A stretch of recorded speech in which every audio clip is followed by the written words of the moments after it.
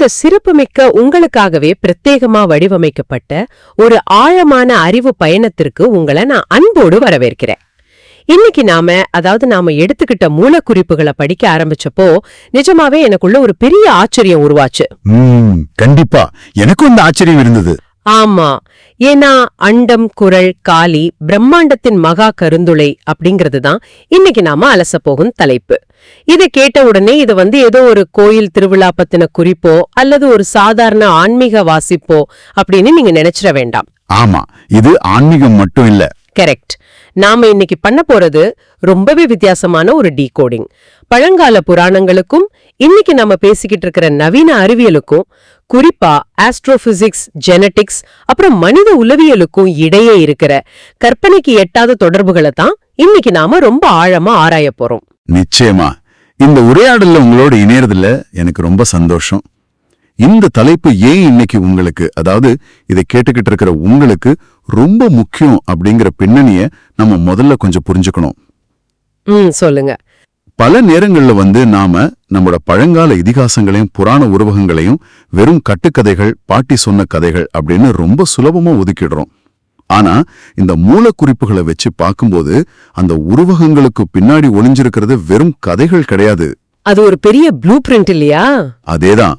ஒட்டுமொத்த பிரபஞ்சத்தோட இயற்பியல் விதிகளையும் அறிவியலையும் மிக நுட்பமா விளக்குற ஒரு ப்ளூ பிரிண்ட் அப்படிங்கிறது புரியுது. அந்த ஆஹா மொமெண்ட்டை நீங்க இன்னைக்கு நிறைய இடங்கள்ல உணர போறீங்க. கண்டிப்பா. அதை நாம ஒவ்வொன்னா பிரிச்சு பார்க்கலாம். முதல்ல நிறத்தின் ரகசியத்துல இருந்து ஆரம்பிப்போம். ஏன் கரு நீலம் அல்லது கருப்பு அப்படிங்கிற கேள்விக்கு விண்வெளி அறிவியல்ல ஒரு ரொம்ப சுவாரஸ்யமான விளக்கம் இருக்கு. பிளாக் ஹோல் தத்துவம் தானே? ஆமா, நாம பிளாக் ஹோலை பத்தி கேள்விப்பட்டிருக்கோம். விண்வெளியில ஒரு குறிப்பிட்ட இடத்துல ஈர்ப்பு விசை எந்த அளவுக்கு பயங்கரமா இருக்கும்னா, தம் மேல விழுற ஒட்டுமொத்த ஒளியையும், அதாவது லைட்டையும் அது முழுமையா உள்வாங்கிக்கும். எதையுமே அது வெளியே பிரதிபலிக்காது. எந்த வெளிச்சமும் வெளியே வராது. கரெக்ட். ஒரு பொருள் எந்த ஒளியையும் ரிஃப்ளெக்ட் பண்ணலேனா அது நம்ம கண்ணுக்கு கருப்பாதான் தெரியும். ஒளியே தப்பிக்க முடியாத அளவுக்கு ஒரு அபாரமான ஈர்ப்பு விசை அங்கே இருக்குங்கிறது தான் பிளாக் ஹோலோட அடிப்படை அறிவியல். இப்போ இந்த அறிவியல் உண்மையை அப்படியே நாம எடுத்துக்கிட்டு ஆன்மீக பார்வையோட, குறிப்பா காளி அப்படிங்கிற தத்துவத்தோட பொருத்தி பாருங்க. காளி அப்படிங்கிற சொல்லுக்கு சமஸ்கிருதத்துல காலம் அப்படின்னு தான் அர்த்தம். ஓ, காலம், அதுதான் எல்லாம் முழுங்குதோம். ஆமா, காலம் அப்படிங்கிறது எப்படிப்பட்ட ஒரு விஷயம். அது எப்பேற்பட்ட உண்மையும் தன்னுள் முழுமையா விழுங்கிடும். காலத்தை வென்றவங்க யாருமே கிடையாது. விண்வெளியை பொறுத்த வரைக்கும் இன்னைக்கு அறிவியலாளர்கள் என்ன சொல்றாங்கன்னா, இந்த டார்க் மேட்டர் பத்தி சொல்றாங்களே, அதுவா? அதேதான். இந்த அண்டத்துல 95% நிறைஞ்சிருக்கிறது நாம கண்ணால பார்க்க முடியாத டார்க் மேட்டர் மற்றும் டார்க் எனர்ஜி எனப்படும் கரும்பொருளும் கருப்பு ஆற்றலும் தான். விண்வெளியில மிச்சம் இருக்கிற வெறும் 5% தான் நாம பாக்குற நட்சத்திரங்கள், கிரகங்கள் எல்லாமே அடங்கும். அப்போ அந்த 95% பேரிருள் தான் காளியின் உருவமா பல ஆயிரக்கணக்கான வருஷங்களுக்கு முன்பே குறியீடா வடிவமைக்கப்பட்டிருக்கு. இது நிஜமாவே எப்படி சொல்றது, ஒரு கூஸ்பம்ஸ் கொடுக்கிற தகவல். உண்மைதான். புராணங்கள்ல உக்கிரமான நெருப்பு கூட காளிய ஒண்ணும் பண்ண முடியாதுன்னு சொல்றாங்க. அது ஏன் தெரியுமா? ஒரு நிமிஷம், நான் யோசிச்சு பாக்குறேன். ஒரு பிளாக் ஹோல் உள்ள நீங்க ஒரு பெரிய நட்சத்திரத்தையே தூக்கி போட்டாலும், அதாவது பல கோடி டிகிரி உஷ்ணம் கொண்ட நெருப்பையே போட்டாலும் அந்த பிளாக் ஹோல் அதை சாதாரணமா முழுங்கிடும். ஆமா, அதுக்கு எந்த பாதிப்பும் வராது. அப்போ நெருப்பையே முழுங்கி செரிச்சுடுற ஒரு முடிவற்ற பேரிருளை தான், அந்த டார்க் மேட்டரை தான் இவங்க அப்படி கவித்துவமா சொல்லியிருக்காங்க. அப்படிதானே? அதேதான். அந்த பேரிருள் எந்த ஒரு வெளிச்சத்தையும் எனர்ஜியும் தனக்குள்ள இழுத்துக்க கூடிய தன்மை கொண்டது. அறிவியலையும் ஆன்மீகத்தையும் இப்படி பேரலா வச்சு பார்க்கும்போது கிடைக்கிற அந்த தெளிவு ரொம்பவே பிரம்மாண்டமானது. நிஜமாவே இது ஒரு வியப்பான விஷயம்தான். சரி, இப்போ விண்வெளியில இருந்து நாம கொஞ்சம் கீழே இறங்கி வருவோம். மூலக்குறிப்புகள்ல என்ன ரொம்பவே யோசிக்க வச்ச இன்னொரு விஷயம் அந்த ரத்த சட்டி பத்தின குறிப்பு. அசுரர்களோட போர் நடக்கும்போது வர்ற குறிப்பு. ஆமா, ஒரு அசுரனோட போர் நடக்கும்போது அந்த அசுரனோட உடம்புல இருந்து ஒரு சொட்டு ரத்தம் கீழே மண்ணுல விழுந்தாலும் அந்த ஒரு சொட்டுல இருந்து திரும்பவும் ஒரு புதிய அசுரன் பிறந்துடுவான், அவன் பல்கி பெருகிடுவான் அப்படிங்கிறது நாம கேட்ட கதை. அதனால அந்த ரத்தம் கீழே சிந்தாம இருக்க காளி அதை ஒரு சட்டியில ஏந்துறாங்க அப்படின்னு சொல்லப்படுது. இதுக்குள்ள ஒரு பெரிய பயோகெமிக்கல் ரகசியம் இருக்குன்னு குறிப்புகள் சொல்லுது. நாம இத பயாலஜி வழியா பார்த்தோம்னா, ரத்தம் அப்படிங்கிறது சும்மா உடம்புல ஓடுற ஒரு சிவப்பு திரவம் கிடையாது. அதுலதான் ஒரு உயிரினத்தோட மொத்த டிஎன்ஏ, அதாவது ஜெனடிக் மெமரி இருக்கு. அதான் இதுல இருக்கிற முக்கியமான பாயிண்ட். ஒரு மனிதனோட அல்லது உயிரினத்தோட ஒட்டுமொத்த குணாதிசயங்களும் அதோட நல்லதோ கெட்டதோ அத்தனையும் அந்த டிஎன்ஏல பதிவாகி இருக்கும். அது ஒரு பென்ட்ரைவ் மாதிரி நீங்க கற்பனை பண்ணிக்கலாம். ஓகே, ஒரு டேட்டா ஸ்டோரேஜ் மாதிரி. ஆமா, இப்ப அந்த அசுரனோட ரத்தத்தை ஒரு வைரஸ் அடங்கிய பென்ட்ரைவ்னு வச்சுக்குவோம். அந்த ரத்தம் மண்ணுல, அதாவது நிலம், நீர், காற்று மாதிரியான பஞ்சபூதங்கள்ல கலந்துச்சுன்னா என்னாகும்? அது இயற்கையோடு ரியாக்ட் ஆகி அந்த தீய குணத்தை அந்த வைரஸ் இந்த உலகம் எங்கும் பரப்பிட்டே இருக்கும். அதனாலதான் அது கீழே விழாம தடுக்கப்படுது. கரெக்ட். அந்த சட்டி அப்படிங்கிறது ஒரு குவாரண்டைன் பண்ற இடம் மாதிரி. அந்த வைரஸ் சிஸ்டத்துக்குள்ள போகாம தடுக்கிற ஒரு ஃபயர்வால் மாதிரி செயல்படுது. ஒரு நிமிஷம், அப்போ காளி அந்த ரத்தத்தை சட்டியில புடிச்சு குடிக்கிறாங்கன்னு ஒரு பொதுவான பிம்பம் இருக்கே, அதுக்கு என்ன அர்த்தம்? ஏன்னா இயற்பியல்ல ஒரு அடிப்படையான விதி இருக்கு, law of conservation of energy. அதாவது ஆற்றலை அழிக்க முடியாது, ஒரு வடிவத்திலிருந்து இன்னொரு வடிவத்துக்கு வேணா மாத்தலாம்னு சொல்றாங்க. சரியா சொன்னீங்க. அப்போ அந்த ரத்தத்துல இருக்கிற தீய எனர்ஜிய காளி அழிக்கல, மாறாத டிரான்ஸ்ஃபார்ம் பண்றாங்களா? நீங்க சரியா அந்த புள்ளியை புடிச்சிட்டீங்க. அதுதான் இந்த ஒட்டுமொத்த வாசிப்போட மிகப்பெரிய திருப்புமுனை. காளி அந்த ரத்தத்தை குடிக்கிறதுக்காகவோ தாகத்துக்காகவோ சட்டியில ஏந்தல. ஓஹோ, பின்னால இவ்ளோ பெரிய அர்த்தம் இருக்கா? ஆமா, உலகத்தையே அழிக்கக்கூடிய அந்த பயங்கரமான நெகட்டிவ் எனர்ஜிய தன் உடம்புல இருக்கிற மகா அக்னியில, அதாவது ஒரு பிரம்மாண்டமான காஸ்மிக் இன்சினரேட்டர்ல போட்டு அதை ஒரு நன்மையான ஆக்கப்பூர்வமான எனர்ஜியா உருமாற்றம் செய்யறாங்க. டிரான்ஸ்ஃபர்மேஷன். எங்கும் சிதறி பல்கி பெருகி உலகையே அழிக்க வேண்டிய ஒரு வைரஸை எப்படி தனக்குள்ள இழுத்து அதை ஒரு பாசிட்டிவ் எனர்ஜியா மாத்துறாங்க அப்படிங்கறதா இந்த தத்துவத்தோட மைய கருத்து. ஒரு அழிவை எப்படி ஆக்கப்பூர்வமா மாத்துறதுங்கிறதுக்கு இதை விட சிறந்த ஒரு உதாரணத்தை நாம பார்க்க முடியாது. இது நீங்க ஒரு நிமிஷம் ஆழமா யோசிச்சு பாத்தீங்கன்னா இதோட பிரம்மாண்டம் உங்களுக்கு புரியும். ஒரு தீய ஆற்றலை உறிஞ்சி அதை தூய்மைப்படுத்துற ஒரு ரீசைக்ளிங் சிஸ்டம் மாதிரி இது செயல்படுதுன்னு நினைக்கும் போதே ரொம்ப ஆச்சரியமா இருக்கு. சரி, இது இப்படி இருக்கட்டும். அடுத்து பலருக்கும் தோன்ற ஒரு அடிப்படையான கேள்விக்கு வருவோம். காளியின் காலடியில் ஏன் சிவன் படுத்திருக்காரு? இது நிறைய பேருக்கு இருக்கிற சந்தேகம் தான். ஆமா, சாதாரணமா அந்த சிற்பத்தையோ படத்தையோ பாக்குற ஒருத்தருக்கு இது ஏதோ ஒரு பெரிய கோபத்தோட வெளிப்பாடு அல்லது ஒருவர் அடக்கி ஆள்றாங்க அப்படின்னு தான் தோணும். ஆனா மூலக்குறிப்புகள் இத ரொம்ப அழகா இயற்பியல் விதிகளோட ஒப்பிட்டு விளக்குது. ஆமா, கைனடிக் எனர்ஜி பத்தி வருது. காளி அப்படிங்கறத இயக்க ஆற்றல், அதாவது கைனடிக் எனர்ஜி அப்படின்னும், சிவன் அப்படிங்கறத நிலை ஆற்றல், அதாவது பொட்டென்ஷியல் எனர்ஜி அப்படின்னு நம்ம பார்க்கணும்னு சொல்றாங்க. இந்த ரெண்டு ஆற்றல்களோட சேர்க்கைய நாம எப்படி புரிஞ்சுக்கிறது? இத நாம மறுபடியும் விண்வெளிக்கே கொண்டு போவோம். ஒரு பிளாக் ஹோல் தன் சுத்துப்புறத்துல இருக்கிற எல்லாத்தையும் தனக்குள்ள இழுத்து முழுசா அழிச்சு முடிச்ச பிறகு அங்க வெறும் ஒரு இருண்ட வெற்றிடம் மட்டுமே மிச்சம் இருக்காது. ஓ, வேற என்ன இருக்கும்? எல்லாமே அழிஞ்சதுக்கு அப்புறம் மறுபடியும் ஒரு புதிய உலகத்தை படைக்க, புதிய நட்சத்திரங்களை உருவாக்க ஒரு ஆதார புள்ளி, ஒரு கிரவுண்ட் ஜீரோ தேவைப்படுது இல்லையா? அந்த புள்ளி தான், அந்த முழுமையான நிலைத்தன்மை தான் சிவன். பிரளயத்துக்கு பிறகான ஒரு புதிய யுகத்தோட விதையவர். அப்போ அழிவுக்கு அப்புறம் ஒரு அமைதி இருக்கு. கரெக்ட். காளி அப்படிங்கிற ஆக்ஷன் முடிஞ்சதும் சிவன்கிற பொட்டன்ஷியல் அங்க காத்துக்கிட்டு இருக்கு. அது எனக்கு புரியுது. ஆனா அந்த பொட்டன்ஷியல் எனர்ஜி ஏன் சரியா அவங்களோட காலடியில இருக்கணும்? பக்கத்திலே இருக்கலாம்ல. இங்கதான் இயற்கையோட ஒரு மிகப்பெரிய பேலன்சிங் தத்துவம் வருதுன்னு நினைக்கிறேன். நிச்சயமா ஒரு பேலன்சிங் தேவைப்படும். காளியோட அந்த ஆக்ரோஷம், அதாவது அந்த கினெட்டிக் எனர்ஜி ஒரு எல்லையை மீறி போகும்போது ஒட்டுமொத்த பிரபஞ்ச சிஸ்டமே கொலாப்ஸ் ஆகிற அபாயம் இருக்கு. அப்போ அந்த அதீத ஆற்றலை தாங்கிக்க ஒரு இடம் வேணும். இத எலக்ட்ரிக்கல் இன்ஜினியரிங்ல சொல்ற கிரவுண்டிங் அல்லது எர்த்திங் கான்செப்டோட ஒப்பிடலான்னு தோணுது. ரொம்ப சரியான உதாரணம். ஒரு வீட்ல எலக்ட்ரிக்கல் சிஸ்டம் இருக்கு.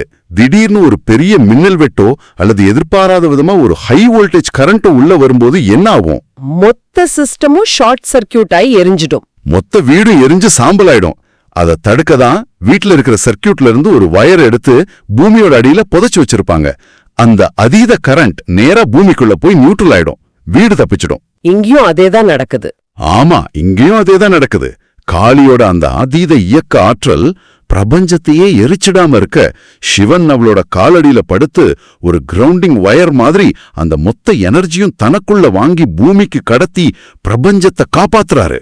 அதனாலதான் காலடியில இருக்காரு. ஒரு கிரவுண்டிங் வயர் எப்பவுமே கீழே தானே இருக்கணும். அதனாலதான் அவர் காலடியில இருக்காரு. இது ஒரு வீழ்ச்சியோ தோல்வியோ கிடையாது. இது ஒரு பிரம்மாண்டமான பாதுகாப்பு கவசம். அழிவுக்கு பின்னாடி வரப்போற ஒரு புதிய விடியலுக்கான செட்டப் இது. வாவுன்னு சொல்ல தோணுது. ஆனா அதை விட பெரிய தெளிவு கிடைக்குது. விண்வெளியில பிளாக் ஹோல், எலக்ட்ரிக்கல்ல கிரவுண்டிங் வயர்னு இந்த தத்துவங்கள் அப்படியே பொருந்தி போகுது. சரி, இது வரைக்கும் நாம பிரபஞ்ச அளவுல நடந்த மேக்ரோ விஷயங்களை பத்தி பேசணும். இப்போ மைக்ரோ லெவலுக்கு வரப்போறோமா? ஆமா, இப்போ இத அப்படியே கொஞ்சம் சுருக்கி நம்ம மனித உடம்புக்குள்ள, குறிப்பா நம்ம மூளைக்குள்ள நடக்கிற ஒரு மைக்ரோ விஷயத்துக்கு வருவோம். நீங்க இப்ப இதை கேட்டுக்கிட்டு இருக்கிற நேரா இருந்தா கொஞ்சம் யோசிச்சு பாருங்க. இன்னைக்கு காலையில இருந்து நீங்க மொபைல்ல ஸ்க்ரோல் பண்ணும்போது பார்த்த ஆயிரக்கணக்கான முகங்கள், படிச்ச செய்திகள், ரோட்ல கடந்து போன வண்டிகளோட சத்தங்கள், உங்களை சுத்தி இருக்கிறவங்க பேசின வார்த்தைகள், இதெல்லாம் எங்க போகுது? எல்லாமே மூளையில தான் ஸ்டோர் ஆகுது. ஒரு மனிதனோட வாழ்நாள் முழுக்கமும் உள்வாங்கப்படுற இவ்ளோ பெரிய டேட்டாபேஸ நம்ம மூளைக்குள்ள எப்படி சேமிக்கப்படுது? இங்கேயும் ஒரு பிளாக் ஹோல் இருக்கா என்ன? கண்டிப்பா இருக்கு. அத பத்தி தான் யோக அறிவியல் ரொம்ப தெளிவா பேசுது. நம்ம உடம்போட உச்சந்தலையில இருக்கிற சகசிரார சக்கரம் அப்படிங்கிறது ஒரு மினியேச்சர் பிளாக் ஹோல் மாதிரி செயல்படுதுன்னு சொல்றாங்க. ஓ, நம்ம உடம்புக்குள்ளேயும் ஒரு கருந்துளை. நீங்க உங்க 5 புலன்கள் வழியா உள்வாங்குற அத்தனை தகவல்களும் டேட்டாவும் அந்த மையத்துல தான் ஈர்க்கப்பட்டு ப்ராசஸ் செய்யப்பட்டு சேமிக்கப்படுது. அந்த இடத்துல தான் உங்களுடைய ஒட்டுமொத்த பதிவுகளும் இருக்கு. இந்த இடத்துல தான் மூல குறிப்புகள்ல வர்ற யமதர்மன், சித்திரகுப்தன் பத்தின ஒரு தகவல் ரொம்ப கவனத்தை ஈர்க்குது. நாம சின்ன வயசுல கதைகள்ல கேட்டிருப்போம், ஒருவர் செஞ்ச பாவ புண்ணியங்களை சித்திரகுப்தன் ஒரு பெரிய நோட்டு புத்தகத்துல கணக்கு எழுதி வச்சிருப்பாரு. அத வச்சு யமதர்மன் தண்டனை கொடுப்பாருன்னு. இது எல்லாருக்கும் தெரிஞ்ச கதை தான். இது ஏதோ வானத்துல நடக்கிற ஒரு கோர்ட் சீன் மாதிரி நமக்கு சொல்லப்பட்டிருக்கு. ஆனா இத உளவியல் ரீதியா நாம அப்ரோச் பண்ணா இதோட அர்த்தம் வேற மாதிரி இருக்குல்ல? முன்கூட்டியே நாம பார்த்த மாதிரி யமதர்மன் எப்பவுமே கருப்பு நிறமா சித்தரிக்கப்படுறாரு. கருப்பு அப்படிங்கிறது காலத்தோட குறியீடு. யமதர்மன் என்பவர் காலம். அப்போ சித்திரகுப்தன் அப்படிங்கிறது என்னவா இருக்கும்? அதான் இதுல இருக்கிற பியூட்டி. சமஸ்கிருதத்துல சித்ரா அப்படின்னா படங்கள் அல்லது காட்சிகள்னு அர்த்தம். குப்தா அப்படின்னா ரகசியம் அல்லது மறைக்கப்பட்ட அப்படின்னு அர்த்தம். சித்திரகுப்தா, மறைக்கப்பட்ட படங்கள். வாவ். அப்போ சித்திரகுப்தன் அப்படிங்கிறது மேகத்துல உட்கார்ந்துகிட்டு இருக்கிற ஒரு அக்கௌண்டன்ட் கிடையாது. அது நம்ம மூளைக்குள்ள, நம்ம ஆழ் மனசுல பதிவாகிற ரகசிய படங்கள், அதாவது ஹிடன் ஃபோல்டர்ஸ். ரொம்பவே லாஜிக்கா இருக்கு. நாம செய்யற ஒவ்வொரு சின்ன செயலும், நம்ம நினைக்கிற ஒவ்வொரு எண்ணமும், அது நல்லதோ கெட்டதோ, அப்படியே ஒரு படமா நம்ம மூளையோட சகசிராரத்துல நுட்பமா பதிவாகிட்டே வருது. அந்த டேட்டாபேஸ் தான் சித்திரகுப்தனோட கணக்கு. காலம் அப்படிங்கிற யமதர்மன் வரும்போது உங்க மூளையில என்னென்ன ரெக்கார்ட்ஸ் இருக்கோ அதை வச்சுதான் உங்களுக்கான விளைவுகள் நடக்குது. இது நிஜமாவே நம்மள ரொம்ப அலர்ட் ஆக்குற ஒரு விஷயம். நம்மள யாரும் பார்க்கலன்னு நாம நினைக்கிறப்ப கூட நம்ம மூளை நமக்குள்ளே எல்லாத்தையும் ரெக்கார்ட் பண்ணிக்கிட்டே இருக்கு. அப்போ ஒரு முக்கியமான கேள்வி வருது, கேளுங்க. இப்போ என் மூளைக்குள்ள தேவையில்லாத, எனக்கு பயன்படாத, நெகட்டிவான 1000 கணக்கான என்ன குப்பைகள் இருக்குன்னு வச்சுக்குவோம். அதை நான் எப்படி சுத்தம் செய்யறது? இந்த சகசிரார பிளாக் ஹோலை கிளீன் பண்றதுக்கு ஏதாவது வழி இருக்கா? விண்வெளியில ஒரு பிளாக் ஹோல் என்ன பண்ணுன்னு மறுபடியும் யோசிச்சு பாருங்க.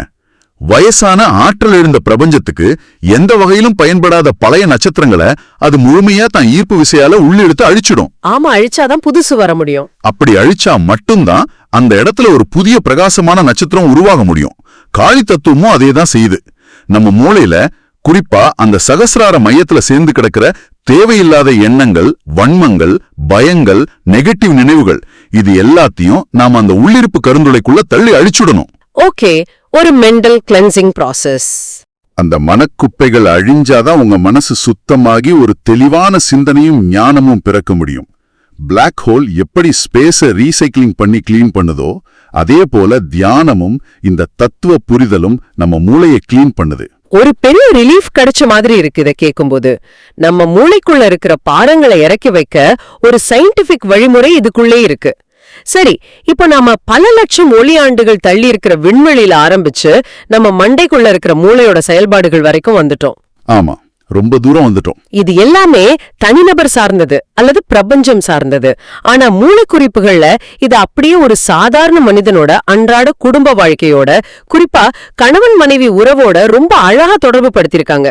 சிவனும் சக்தியும் தத்துவம் இன்னைக்கு நாம ஃபேஸ் பண்ற ரிலேஷன்ஷிப் பிரச்சனைகளுக்கு எப்படி ஒரு தீர்வா அமைய முடியும்? இன்னைக்கு இருக்கிற காலகட்டத்துல நாம எல்லாருமே தெரிஞ்சுக்க வேண்டிய ரொம்ப முக்கியமான பகுதி இதுதான். இன்னைக்கு நம்ம சமூகத்துல விவாகரத்துகள், உறவு முறிவுகள் ரொம்ப சாதாரணமா நடந்துகிட்டு இருக்கு. ஒரு சின்ன ஈகோ பிரச்சனை ஒரு பெரிய பிரிவை நோக்கி போகுது. உண்மைதான். ஈகோ தான் பெரிய விக்கிபீடியா மாதிரி வளருது. இந்த இடத்துல சிவனும் சக்தியும் தத்துவம் நமக்கு கத்துக் கொடுக்கிறது என்னன்னா, ஒரு குடும்ப உறவு அப்படிங்கிறது யாரு பெரியவங்க, யார அடக்கி ஆள்றது அப்படிங்கிற ஆதிக்க போட்டி கிடையாது. இது ஒரு பியூட்டிஃபுல் பேலன்சிங் ஆக்ட். நீங்க முன்னாடி சொன்னீங்க இல்லையா, கைனெட்டிக் எனர்ஜி, பொட்டன்ஷியல் எனர்ஜி, அப்புறம் அந்த எர்த்திங் வயர் கான்செப்ட், அதை அப்படியே ஒரு குடும்பத்துக்குள்ள பொருத்தி பாருங்க. ஓ, இப்போ எனக்கு புரியுது. அதாவது அந்த பரஸ்பர தியாகம் அப்படிங்கிற கான்செப்ட், காளி ரொம்ப ஆவேசமா ஒரு மிகப்பெரிய புயல் மாதிரி செயல்படும் போது அந்த பிரபஞ்சத்தை காப்பாத்துறதுக்காக சிவன் தன்னுடைய ஈகோவை மொத்தமா தூக்கி ஓரம் வச்சுட்டு அவளோட காலடியில அமைதியா ஒரு எர்த்திங் வயர் மாதிரி படுத்துக்கிறாரு. அதேதான். அவர் அப்படி படுக்கிறது காளிய பார்த்து பயந்து போய் கிடையாது, மாறா அந்த அதீத எனர்ஜிய தன்னுள் உள்வாங்கி சிஸ்டத்தை காப்பாத்துற ஒரு தியாகம். இதுக்கு அப்படியே எதிர்முனையிலயும் ஒரு நிகழ்வு நடக்குது இல்ல? ஆமா, எப்பவுமே காளி மட்டும்தான் ஆவேசப்படுவாங்கன்னு கிடையாது. ஒருவேளை சிவன் கோபத்தோட உச்சிக்கு சென்று ருத்ர தாண்டவம் ஆடி ஒட்டுமொத்தத்தையும் அழிக்கிற நிலைக்கு போகும்போது என்ன நடக்குது? அங்க சக்தி தேவி வந்து அவரை அன்போடு தழுவி தன்னுடைய மென்மையால கருணையால அவருடைய அந்த உக்கிரத்தை உள்வாங்கி அமைதிப்படுத்துறாங்க. ஆமா, ஒருத்தர் மாட்டி ஒருத்தர் பேலன்ஸ் பண்றாங்க. ஆக கோபம், ஆவேசம், புயல் அப்படிங்கிறது ரெண்டு பக்கமும் மாத்தி மாத்தி வரதான் செய்யும். மனித உறவுகள்ல இது சகஜம். ஆனா ஒருத்தர் புயலா மாறும்போது இன்னொருத்தர் அதை எப்படி உள்வாங்கி பேலன்ஸ் பண்றாங்க அப்படிங்கறதுலதான் அந்த உறவோட வெற்றியே அடங்கி இருக்கு. இத நாம நேர்களோட நேரடி வாழ்க்கையில பொருத்தி பார்த்தோம்னா, ஒரு வீட்டுல கணவன் ஏதோ ஒரு காரணத்துக்காக பயங்கரமான கோபத்துல இருக்கும்போது அந்த இடத்துல மனைவியும் அதே அளவு கோபத்தை காட்டினா ரெண்டு எனர்ஜியும் மோதி சர்க்கியூட் வெடிச்சிடும். கண்டிப்பா வெடிச்சிடும். அந்த நேரத்துல மனைவி சக்தியா மாறி தன் மென்மையால அந்த சூழ்நிலைய அணைச்சு அமைதிப்படுத்தணும். அதே போல மனைவி ஆவேசப்படும் போதோ அல்லது எமோஷனலா டவுன் ஆகி கோபப்படும் போதோ கணவன் சிவனா மாறி தான் ஈகோவை விட்டுட்டு ஒரு கிரவுண்டிங் வயர் மாதிரி அந்த எமோஷன்களை தாங்கிக்கணும். இதுல அடிமைத்தனம் எதுவும் இல்ல. ஆமா, இது யாரும் ஒருத்தர் எப்பவுமே அடிமையா இருக்கணும்னு சொல்லல, ரெண்டு பேருமே மாத்தி மாத்தி கிரவுண்டிங் வயரா செயல்படணும்னு சொல்லுது. அதுதான் இதுல இருக்கிற மிகச்சிறந்த பாடம். இன்னைக்கு பல உறவுகள் முறிஞ்சு போறதுக்கு காரணமே நான் ஏன் இறங்கி போகணும், நான் ஏன் விட்டு கொடுக்கணும் அப்படிங்கிற ஈகோ தான். சிவனுக்கும் சக்திக்கும் இடையில அந்த ஈகோ கிடையாது. ரொம்ப உண்மையான வார்த்தைகள். சிவனும் சக்தியும் நமக்கு உணர்த்தும் இறுதி பாடம் இதுதான். யார் ஒருத்தர் தன்னுடைய ஈகோவை தூக்கி போட்டுட்டு அந்த உறவுக்காக தன்னை தாழ்த்திக்கிறாங்களோ அவங்க தான் நிஜத்துல அந்த உறவை காப்பாத்துற மகா சக்தி. விட்டு கொடுக்கறவங்க என்னைக்குமே தோத்து போறதில்ல. அவங்க தான் அந்த வீட்டின், அந்த உறவின் அஸ்திவாரமா மாறுறாங்க. எந்த ஒரு பேட்டரியிலும் பாசிட்டிவ் நெகட்டிவ்னு ரெண்டு டெர்மினல் இருந்தாதான் கரண்ட் பாஸ் ஆகும். அது மாதிரிதான் இதுவும். எவ்வளவு ஆழமான, அதே சமயம் நம்ம அன்றாட வாழ்க்கைக்கு தேவையான ஒரு அறிவியல் கலந்த தத்துவம் இது. சரி, நாம இந்த அறிவு பயணத்தோட இறுதி பகுதிக்கு வந்துட்டோம்.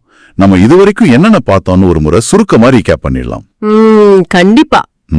பிரபஞ்சத்தின் மிகப்பெரிய கருந்துளையான காளி தத்துவம் விண்வெளி அறிவியல்ல எப்படி டார்க் மேட்டர் ஆகவும் பிளாக் ஹோல் ஆகவும் செயல்படுதுன்னு பார்த்தோம். மரபணுவியல்ல ஒரு நெகட்டிவ் எனர்ஜிய எப்படி டிரான்ஸ்ஃபார்ம் செஞ்சு பாசிட்டிவ் எனர்ஜியா மாத்துறாங்கன்னு விவாதிச்சோம். மனித மூளையில சகசிரார சக்கரத்துல பதிவாகிற எண்ணெய் குப்பைகளை எப்படி ஒரு பிளாக் ஹோல் தத்துவத்தை கொண்டு சுத்தம் செய்யறதுன்னு புரிஞ்சுக்கிட்டோம். கடைசியா நம்ம வீட்ல கணவன் மனைவி உறவை சமநிலைப்படுத்த இந்த கைனெட்டிக் மற்றும் பொட்டென்ஷியல் எனர்ஜி கான்செப்ட் எப்படி உதவுதுங்கிறதையும் ஆழமா அலசினோம். ஆமா, இந்த மூலக்குளிப்புகள் காட்டுற இந்த மாறுபட்ட பரிமாணங்கள் நிஜமாக நம்மளை முளைக்கி வைக்குது. ஒரு பக்கம் பல லட்சம் ஒளி ஆண்டுகள் தள்ளி இருக்கிற விண்வெளி, இன்னொரு பக்கம் நம்ம மூளையோட நியூரான்ஸ், இன்னொரு பக்கம் நம்ம வீட்டு டிராயிங் ரூம்ல நடக்கிற கணவன் மனைவி சண்டை. இது எல்லாத்துக்கும் பின்னாடி ஒரே ஒரு ஈர்ப்பியல் தத்துவம் தான், ஒரே ஒரு பிரபஞ்ச விதிதான் அடித்தளமா செயல்படுதுன்னு பார்க்கும்போதே இத பலாயிரம் வருஷங்களுக்கு முன்னாடியே உருவகங்களா வடிவமைச்ச மனித சிந்தனையின் ஆழம் நமக்கு ரொம்ப தெளிவா புரியுது. கண்டிப்பா. இந்த இடத்துல இதை கேட்டுக்கிட்டு இருக்கிறவங்களுக்காக ஒரு ஆழமான சிந்தனையை தூண்டுற மாதிரி ஒரு கேள்வியோட இதை நிறைவு செய்யலாம்னு நினைக்கிறேன். நிச்சயமா. இதை கேட்டுக்கொண்டும் உள்வாங்கிக் கொண்டும் இருக்கிற நீங்க இன்னைக்கு உங்க மனசுக்குள்ள ஒரு விஷயத்தை ஆழமா யோசிச்சு பாருங்க. இந்த குறிப்புகளின் வழியா கருந்துளை அப்படிங்கிறது வெறும் எல்லாத்தையும் இழுத்து அழிக்கிற ஒரு இருட்டு பள்ளம் கிடையாது. அது புதிய நட்சத்திரங்களை உருவாக்குறதுக்கான ஒரு பிரம்மாண்டமான மறுசுழற்சி மையம் அப்படிங்கறத நம்ம தெளிவா பார்த்தோம். ஒரு ரீசைக்ளிங் சென்டர். அதே தத்துவத்தின்படி உங்க மூளையும் ஒரு பிளாக் ஹோல் மாதிரி தான் செயல்படுதுன்னா, இன்னைக்கு இந்த நிமிஷத்துல உங்க மனசுக்குள்ள பாரமா உட்கார்ந்துகிட்டு இருக்கிற, உங்களை அடுத்த கட்டத்துக்கு போக விடாம தடுக்கிற எந்த சுமையான எண்ண குப்பைகளை, எந்த நெகட்டிவ் நினைவுகளை உங்க மனசுக்குள்ள இருக்கிற அந்த விண்வெளி இருளுக்குள் தூக்கி போட்டு எரிக்க போறீங்க. பழைய குப்பைகளை அழிச்சா மட்டும்தான் உங்க வாழ்க்கையில புதிய பிரகாசமான விண்மீன்கள் போன்ற எண்ணங்களை உருவாக்க முடியும். அந்த விண்மீன்களை நீங்க எப்போ உருவாக்க போறீங்க? ரொம்பவே பவர்ஃபுல்லான கேள்வி இது. அந்த பழைய குப்பைகள் அழிந்து பிரகாசமான புதிய விண்மீன்கள் உங்க வாழ்விலும் சிந்தனையிலும் உருவாகட்டும்னு நாங்களும் மனதார விரும்புறோம். இவ்ளோ நேரம் எங்களோடு இணைந்து இந்த பிரபஞ்ச ரகசியங்களை அறிவியலோடும் உளவியலோடும் சேர்த்து ஆராய்ந்ததற்கு உங்களுக்கு மிகப்பெரிய நன்றிகள்.